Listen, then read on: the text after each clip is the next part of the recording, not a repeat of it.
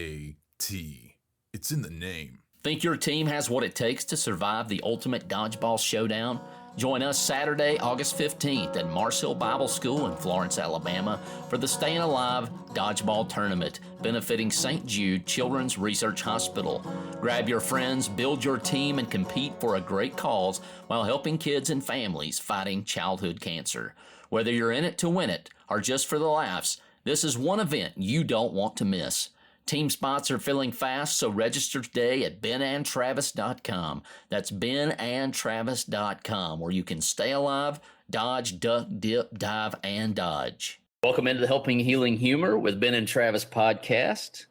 On today's episode, we have two very special guests that I'm actually going to let the all-pro counselor Ben Hayes introduce. But I'm Travis Creasy, the pulpit minister at Westgate Church of Christ, way down in southeast Alabama, Dothan, Alabama, in the Wiregrass, as they call it. And Ben Hayes is, like I said, the all-pro counselor with Highland Park Church of Christ. He preaches there.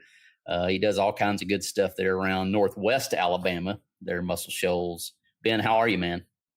I'm doing good, but I'm no longer in West Alabama, at least at the moment. I am in, would you call this central Alabama? I would say north central. North central Alabama. We're north of Montgomery by about 100 miles or so. Okay, so Munford, Alabama, for those of you who are listening, you're probably, for those of you who are, internationally listening, I know we have all two of you that are listening outside of the Alabama area. We are in a place close to Talladega, not Talladega, they call it Talladega.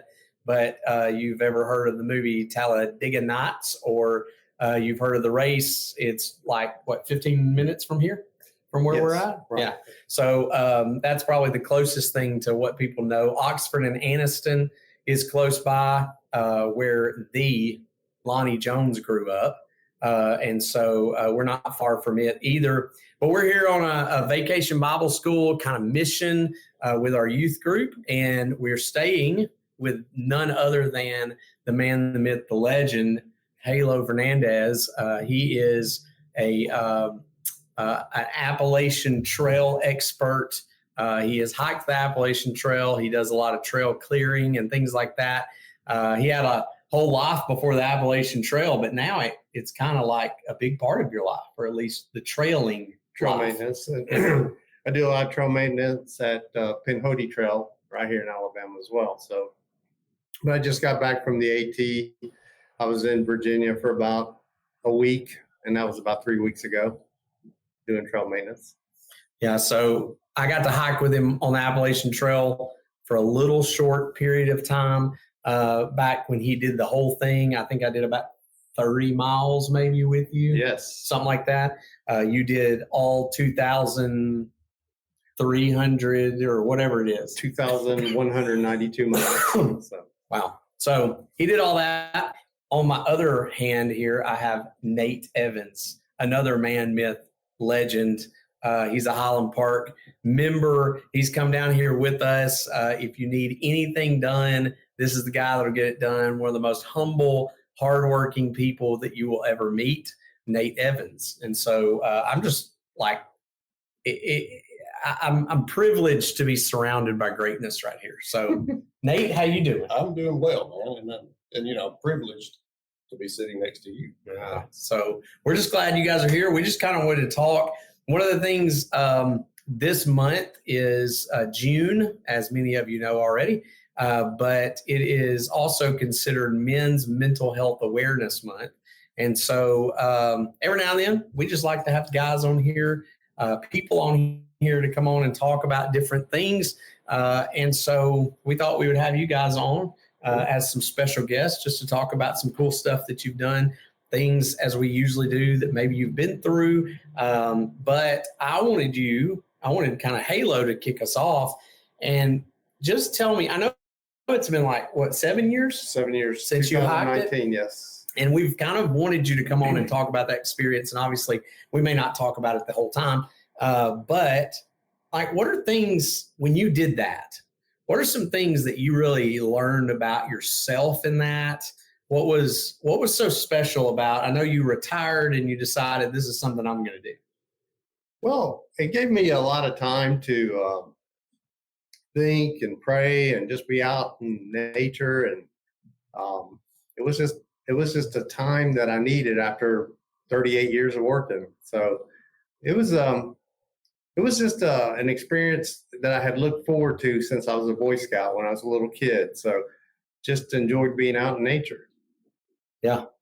So were there things you learned about yourself while you were out there? Because that's not an easy hike. It's not. And so, as a matter of fact, it's a high percentage physical when you first start off, and then it becomes a mental game, just being out there day after day after day. So we were out there for 7 months or 6.5 months, and so just staying out there and hiking every day, it can be challenging, and it can be hard in the sense that you're not home and your loved ones aren't with you, and so you miss all that.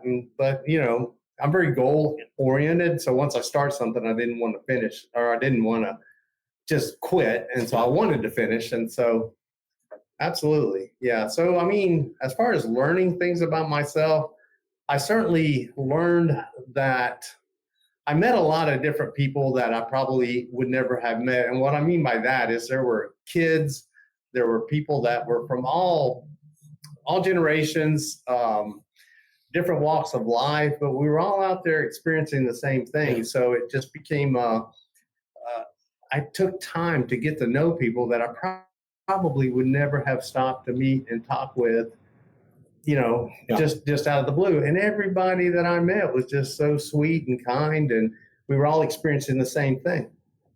So, I know it's Mental Health Month, and I was thinking that while being out in nature is not necessarily a cure-all for mental health, I mean, we need medicines, we need help, guidance and so forth, but being out in nature does have a calming effect, and it does offer things that we don't get when we're working and busy and tied to our computers and being hit by every different direction from kids and so forth. When you're out there and you're relaxing, you can think, and you can take time to work out issues. You can take time to have good, solid prayer time. And, you think about Jesus had the example of getting away from everybody, taking time for himself and just praying, and just that solitude helps. And I think it helps your mental health. Yeah.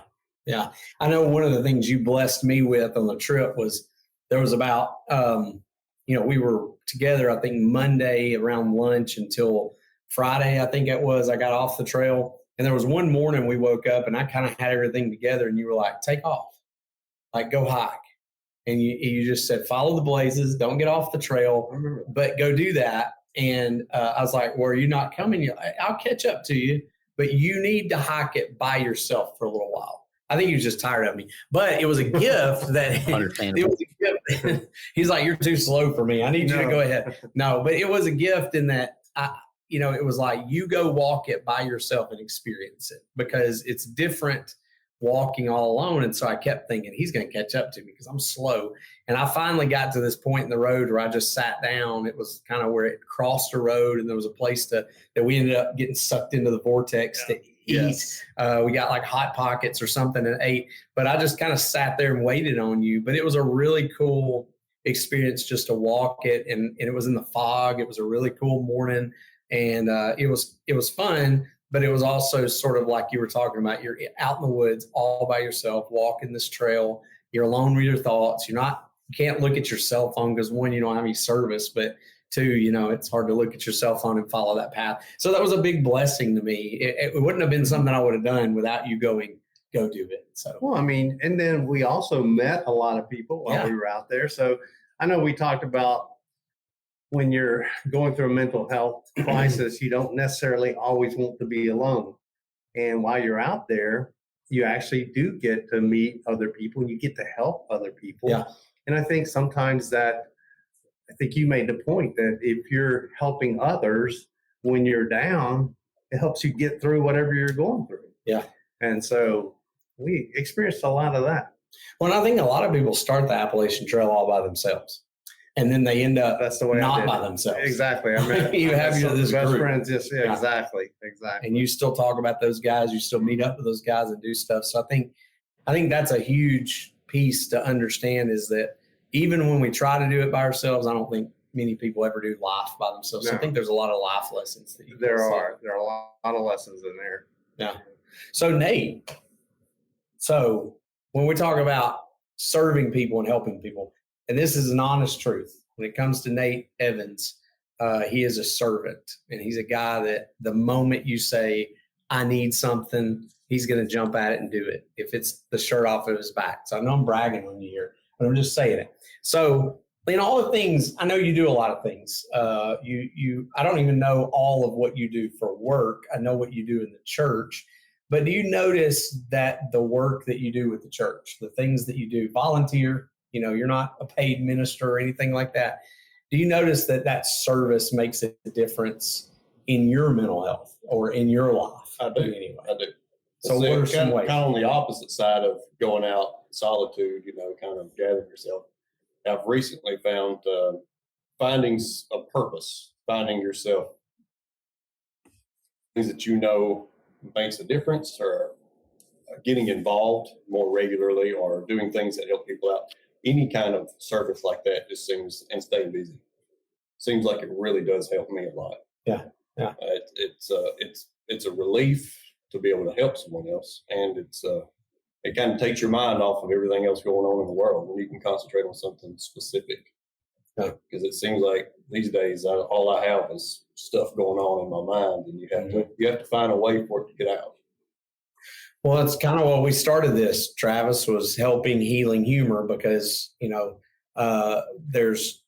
we recognize that there's help in the church and in being with each other and in hearing each other's stories. There's sometimes healing that comes from that too, by helping others through whatever it is, Travis's leukemia battle, my loss that I went through, those kinds of things. And then, we like humor too. So, we're not afraid to use that if we need to. So that's definitely a part of it. But I see that a lot with the church, is that ability to help each other. Big news from Heritage Christian University. Colin Ray is coming to the 2026 Heritage event. Join us Saturday, August 22nd at the beautiful Renaissance Shoals Conference Center for an unforgettable evening with one of country music's most recognizable voices. Sing along to classic hits like Love Me and That's My Story from the 10-time Male Vocalist of the Year nominee with 16 #1 hits. General admission tickets are just $75, and table sponsorships are available now. Don't miss this incredible night supporting Heritage Christian University. Get your tickets today at hcu.edu. That's hcu.edu. I think that both of you guys, I don't know that I'm Mr. Fix It at all. If you need it broken, I'm a good guy to call, or you need it destroyed beyond fixing, or to give Nate something to do, you could call me. And I wouldn't necessarily call myself the most outdoors person in the world. I coached for a long time. My son, man, I need to just turn Daniel loose with both of you guys because those are definitely things that he's very interested in, that I can get him so far. But I think just what you guys are doing, and the kids that went on this trip, the kids at the church there, we have a shortage. I don't know that we'll ever have a surplus, because I think we always need more, but men who not only put Christ first in their life, but are finding ways, and manly ways, to help the church and to help young people, and maybe specifically young men, since it is June.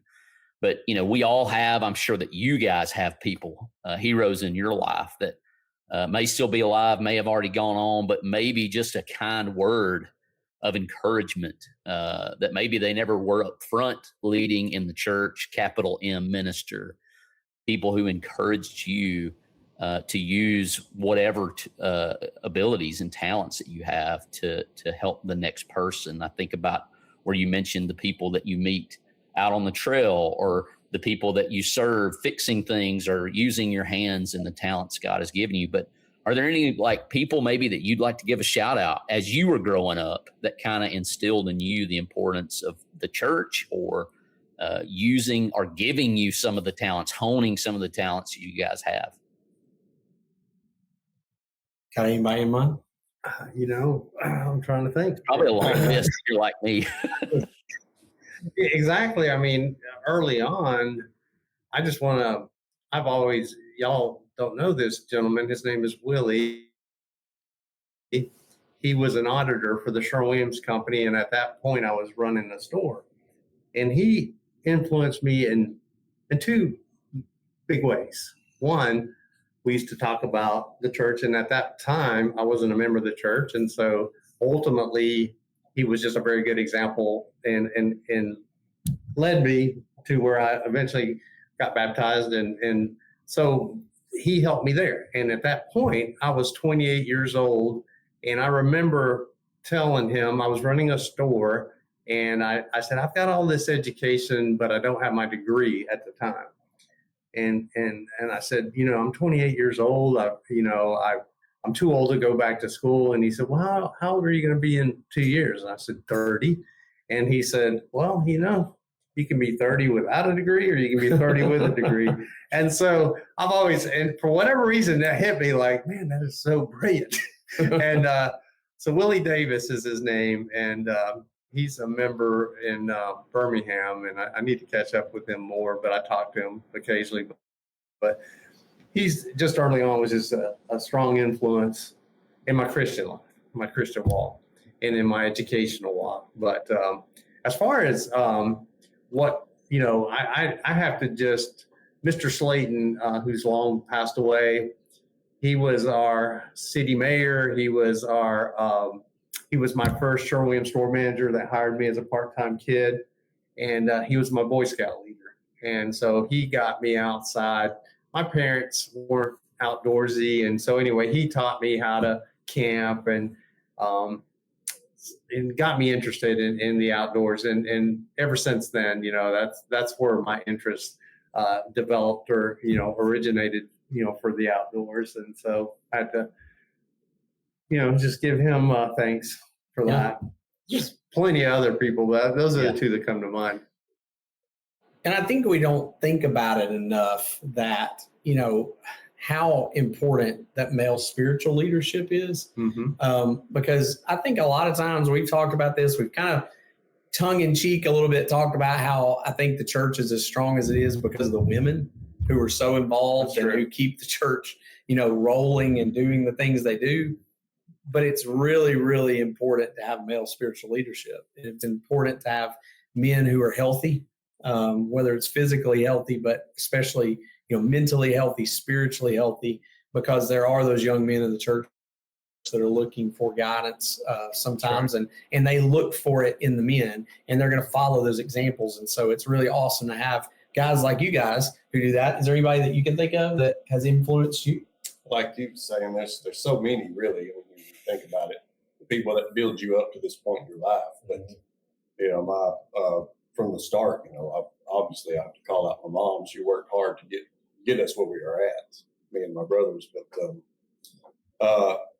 and then my wife had befriended someone a long time ago, Dorinda Frazier. So eventually, among them, they got got us involved in the church up there at Beautiful. She played a large role in that kind of reaction happening. So since then, though, it's been nothing but downhill for us. I mean, uphill. Yeah. But good things for us. So, and everyone in the church from there on out has just been such a major influence on not just my life, but my family's life, and keeping us wanting more, getting better, serving better. I mean, it's just, you can't put a number on the church family. Yeah. You just can't. And that's in spite of your preacher there. Well, and so that's good. It's good. In spite of, no doubt. Well, I think about, you mentioned Petersville, and Petersville, there's so many people there that influenced me, that probably influenced you too. When I was a young minister, Terry Oakley was a elder there. Terry did so much encouragement. Watching him with his boys, be this boy dad, and taking them and doing stuff with them and playing ball with them and going to Mexico on these mission trips with them and kind of being the leaders of those trips. That was huge, and so those are guys that influenced me. But earlier than that, Travis, you and I can talk about, some of the men that were at Jacksonburg with us, Doug Jackson and Wayne Brederick. And of course, I feel like my dad, Max Eady, that goes to church with us, kind of encouraged Dad to bring me to Lads to Leaders, which really started my trail, down to ministry and the things that we do. So I can name a lot. How long is your vacation Bible school run? How long will y'all be in Mumford? Well, it ends tomorrow. Wednesday. Well, when they listen to this, that will be tomorrow. Okay, all right. We're gonna post this in the works. So yeah, it'll be over Wednesday, right? Yeah, Wednesday. I think Highland Park Group is going to go back on Thursday morning early. When they get up, I think my family's going to stay and heckle Halo for a couple of more days before we go home. But then these guys are going to go with me. Another one of those man things. We might even try to talk Travis into going, but I don't know if he'd go with us. But we're going to try to take a trip out west to Colorado, hike a couple of peaks, do a couple of things. Travis has nothing but good experience with hiking peaks in snow-covered mountains. I'll let him tell you about that. But we're going to try to take a group out there for a couple of days, and that's in July. So I think both these guys are going to go with me. Definitely. Yeah. That'll be a great trip. Well, I appreciate you guys jumping on for a few minutes with us and sharing some of your background, and certainly appreciate your work for the kingdom there. I know that you're there for just a little while, but we know Halo and them are doing a great job over there. We didn't even mention Lads to Leaders, but there'll be plenty of time for that. We'll have to have you come on and talk a little bit about that some other time. But I just appreciate all the talent in the kingdom of God that God uses in a mighty way. And I'm very jealous of some of y'all. Like I mentioned, some of y'all's talents are not my talents at all. And so, sometimes I have the ideas and somebody else has to make them come to fruition. And I certainly appreciate those folks and everybody that's listening. We just appreciate your ears and your eyes if you're watching the video, and how much y'all encourage us. And we'll be back next week. Appreciate it, guys. Thank you. Thank you. Thanks for being with us for this episode of the Helping Healing Humor podcast. Be sure to download our free ebook, 28 Days of Focused Living, at benandtravis.com, and receive all of our Helping Healing and Humor extra content directly in your inbox. We look forward to having you join us at the same Ben and Travis time, same Ben and Travis channel.